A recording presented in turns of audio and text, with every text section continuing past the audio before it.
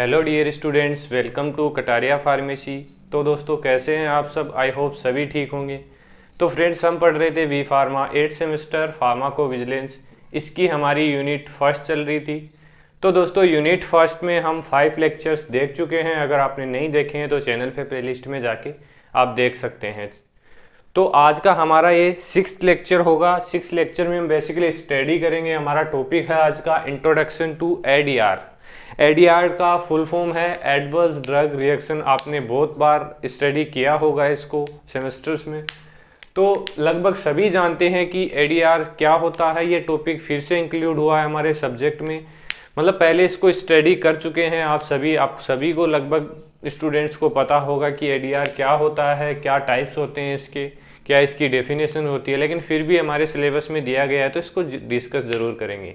तो अगर आप चैनल पे न्यू है तो चैनल को सब्सक्राइब जरूर कर लेना और बेल आइकन को प्रेस कर लो, जिससे न्यू वीडियो का नोटिफिकेशन आपको सबसे पहले मिल सके। तो बिना देरी के स्टार्ट करते हैं इसको। तो फर्स्ट देख लेते हैं, हम थोड़ा ओवरव्यू देख लेते हैं इसका कि एडीआर एक्चुअली होता क्या है।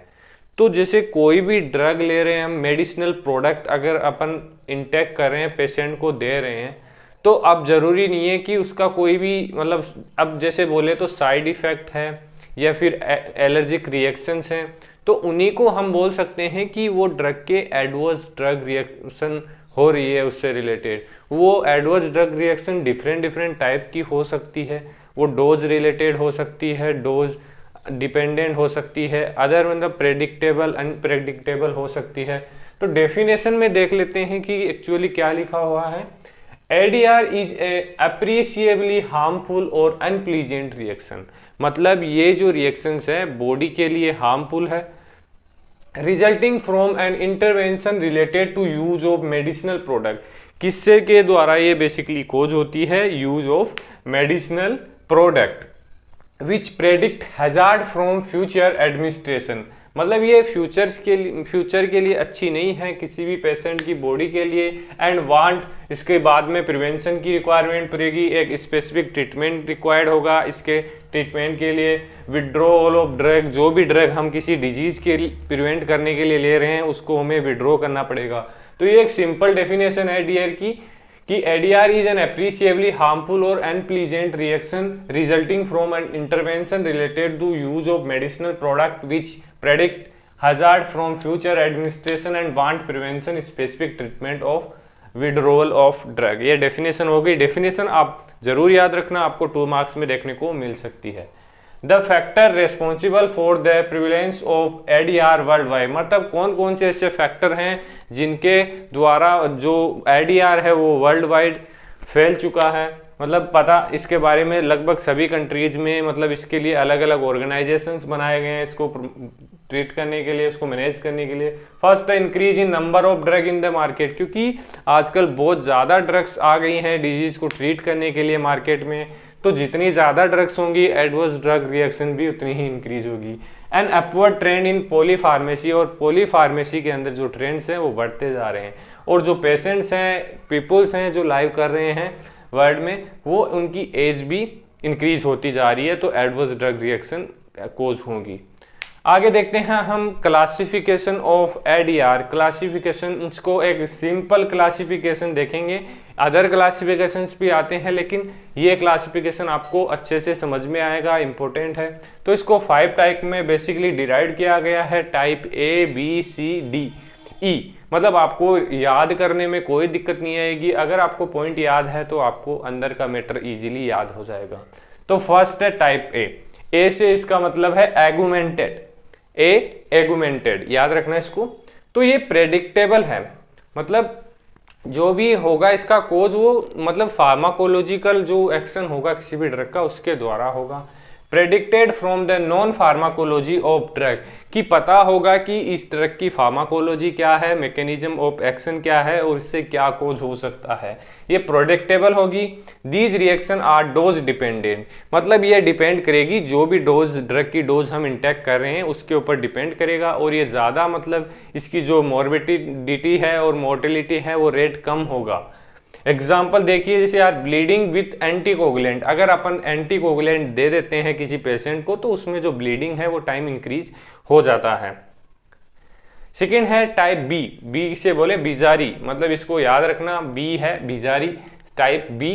तो इसमें क्या होता है, ये जो मतलब 5 टाइप हम देखेंगे, इनमें से ओनली 1 ये अनप्रेडिक्टेबल रिएक्शन होगी, मतलब ये डोज डिपेंडेंट नहीं होगी। बी, टाइप बी बिजारी, याद रखना इसको। Reaction are not predicted from the known pharmacology of drug, मतलब ये जो भी ड्रग्स है उसकी फार्माकोलॉजी पता नहीं होगा हमें, और मतलब डोज डिपेंडेंट बिल्कुल भी नहीं है ये। They appear but actually are not, मतलब अपीयर होगा लेकिन नहीं भी होगा। Relatively dose dependent independent as very small dose might already elicit symptoms, मतलब इसमें यह नहीं है कि ये डोज डिपेंडेंट कितनी डोज लेंगे तो ये कोज होगा, इसमें मतलब एक स्मॉल अमाउंट भी ड्रग का डोज का वो कोज कर सकता है। They include immune mediated side effect, इसमें क्या क्या हो सकता है, जैसे इम्यून मीडिएटेड साइड इफेक्ट है मैक्रोपोपुलर एक्स्थेमिया, इसमें क्या होता है कि जो स्किन होती है क्यूटिनस उस पे रेसेस हो जाते हैं, रेडनेस आ जाती है। But also other hyper sensitivity reaction like aspirin induce asthma, जो टाइप बी है उसके द्वारा एस्प्रिन इंड्यूस अस्थमा भी कोज किया जाता है, हो जाता है। इसके और भी अदर एग्जांपल्स हैं, वो यहाँ पर डिस्कस नहीं करेंगे। थर्ड है टाइप सी, केमिकल या क्रोनिक। क्रोनिक से आप समझ रहे होंगे किसी भी ड्रग्स की, कोई भी मतलब ड्रग है उसको अपन ज़्यादा ले रहे हैं, बार बार इंटेक कर रहे हैं, तो उसके द्वारा ये कोज होगी। Which are related to chemical structure and its metabolism, जैसे पैरासीटामोल हम ले रहे हैं ज़्यादा टाइम से, लाइफ मतलब बहुत ड्यूरेशन हो गया है पैरासीटामोल को इंटेक करते हो, तो ये कोज करेगा हेपेटोटॉक्सिसिटी, लीवर को डैमेज करेगा बेसिकली।